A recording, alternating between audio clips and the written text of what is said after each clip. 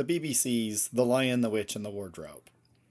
I grew up watching the BBC's The Lion, the Witch, and the Wardrobe on a worn-out VHS tape, the kind where the tracking lines become part of the experience. To me, this version of Narnia is home. It's cozy, it's familiar, and it has that warm, slightly fuzzy feeling of childhood fantasy.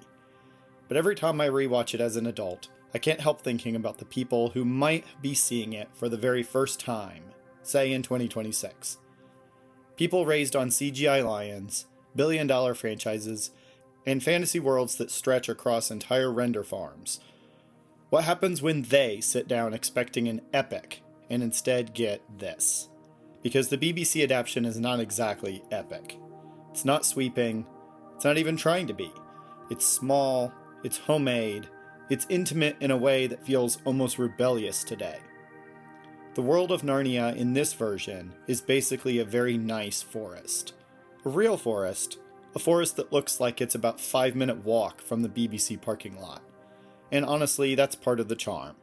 There's no attempt to hide the fact that this is a story being told with limited resources and a lot of heart. And yes, there are special effects, just not the kind anyone in 2026 would call special. We're talking optical fades, double exposures, a little green screen that absolutely looks like green screen, and the occasional sparkly overlay that feels like it wandered in from a 1980s educational video. It's all practical or analog, and it's all deployed with the confidence of a production team that said, "This is magic, trust us." Then the creatures appear, and this is where a modern viewer's brain might start to overheat. The beavers? They're not CGI. They're not animatronic. They're not motion capture. They are two adults in full-body beaver suits, with the exact energy of mascots who got lost on the way to a minor league baseball game. Their mouths move just enough to be unsettling, and their eyes have that fixed, slightly haunted look of someone who's been in costume since 6 a.m. As a kid, I didn't question it. As an adult, I still don't, but I do marvel at the confidence. Every creature in this film is like that. Wolves, fawns, dryads, all brought to life with makeup, fabric, and the unwavering belief that imagination can fill in the gaps. There's no attempt to hide the seams.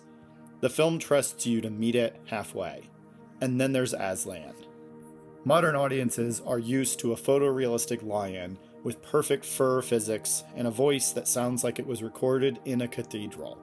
The BBC gives us a giant puppet who moves like he's trying not to pull a hamstring. He has the vibe of a wise uncle who agreed to play a lion for a school play and is now deeply committed to the bit. And somehow, he works. He's warm, he's steady, he's Aslan. Just Aslan with limited mobility. The performances are exactly what you'd expect from late 80s British children's television. Earnest, understated, and occasionally stiff in a way that's almost endearing. The kids don't feel like polished Hollywood leads. They feel like real children who are told, just speak clearly and don't fall over. And that's the magic of this adaptation. It's not trying to impress you. It's trying to invite you in. It's a bedtime story brought to life with practical effects, handmade costumes, and a kind of sincerity that modern fantasy rarely allows itself. Watching it now, with decades of blockbuster expectations behind us, feels like rediscovering a gentler way of telling stories.